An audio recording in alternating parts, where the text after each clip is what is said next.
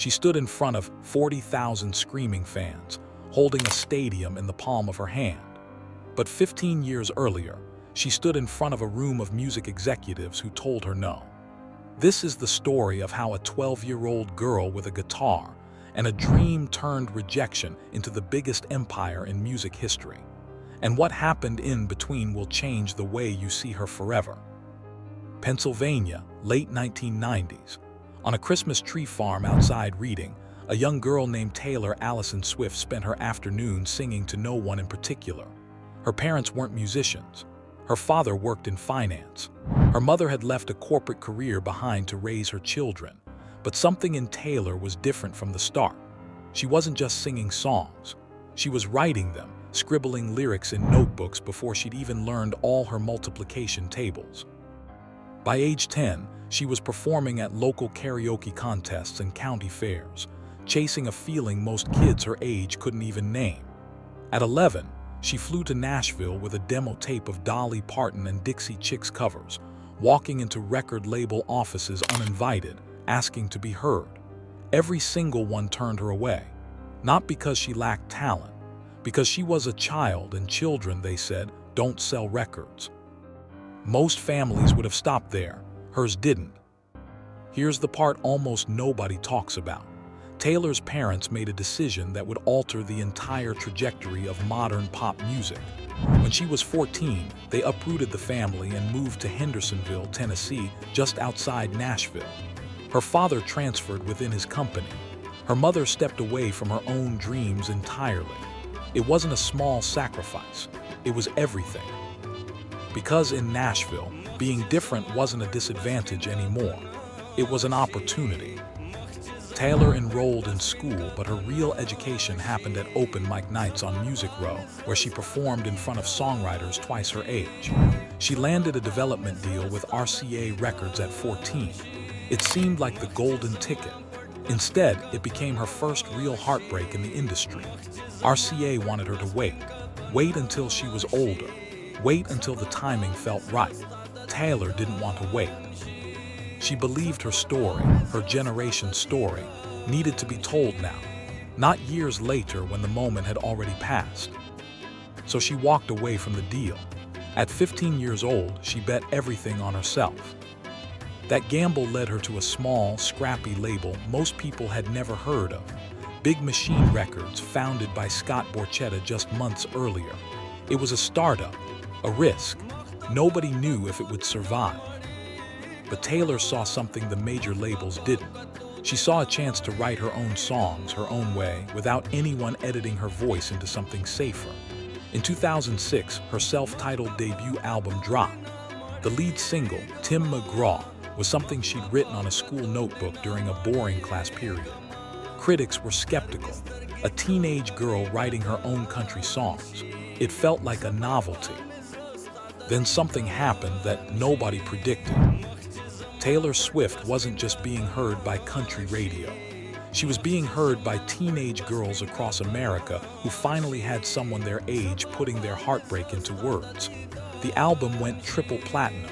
She wasn't a novelty anymore. She was a phenomenon in the making. But 2008 changed everything. Fearless arrived, and with it, Love Story, a song that took a tragic Shakespeare tale and gave it the ending every teenager secretly wanted. It became a global anthem. Fearless didn't just top the charts.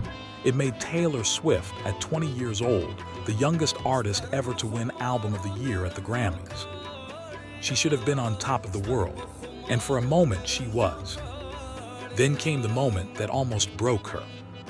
At the 2009 MTV Video Music Awards, in front of a live audience and millions watching at home, Kanye West interrupted her acceptance speech, telling the world someone else deserved that award more. The clip went viral before going viral was even a common phrase. Taylor stood frozen on stage, humiliated in front of the entire industry she'd fought so hard to belong to. It would have destroyed most careers. For Taylor, it became fuel. In 2012, she released Red, an album that blurred the line between country and pop entirely. Songs like I Knew You Were Trouble and 22 proved she could evolve without losing her core audience. But something deeper was happening beneath the surface. Taylor was quietly building something most artists never think to build: a direct, personal relationship with her fans, long before social media made that strategy standard practice. She was commenting on fan posts, sending gifts to strangers on Tumblr, inviting fans to secret listening sessions in her own home. It looked like generosity. It was also genius. She was building a loyalty that no marketing campaign could buy. Then, in 2014, she made the boldest move of her career so far. She left country music behind completely. 1989 wasn't just an album, it was a declaration, a full pivot into pop, built on shimmering synths and confident, unapologetic songwriting. Industry insiders warned it was career suicide. Fans worried she was abandoning her roots. Instead, 1989 became one of the best-selling albums of the decade, moving over 1 million copies in its opening week alone, a feat almost no artist had achieved in years.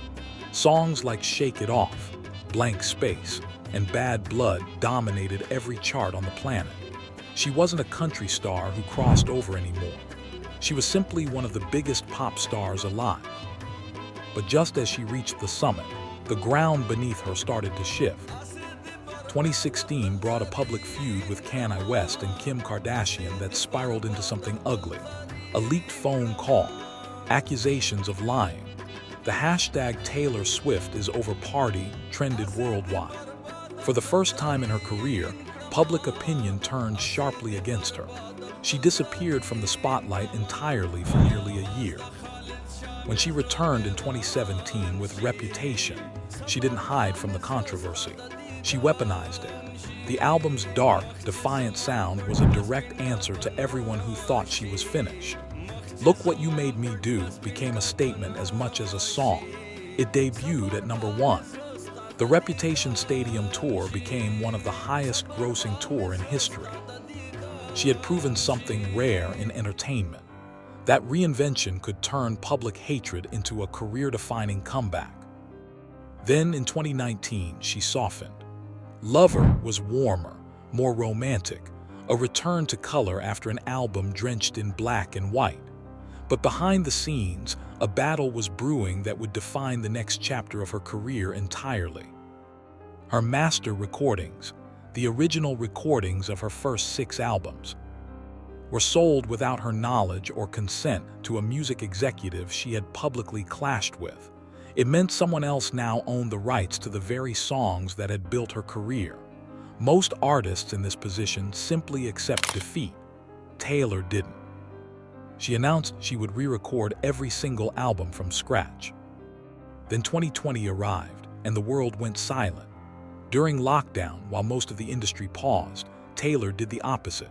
She wrote and released not 1, but 2 surprise albums in a single year: Folklore and Evermore. Gone were the sparkling pop hooks. In their place were quiet, literary, almost novelistic songs about fictional love triangles and imagined lives. Critics who once dismissed her as a pop machine were suddenly comparing her to some of the greatest songwriters alive. It was proof she wasn't chasing trends, she was setting them. In 2022, Midnights broke streaming records within hours of release, becoming the first album in history to have every single track debut simultaneously in the Billboard Top 10. And then came the tour that would rewrite the rules of live music entirely. The Eras Tour wasn't just a concert, it was an economic event.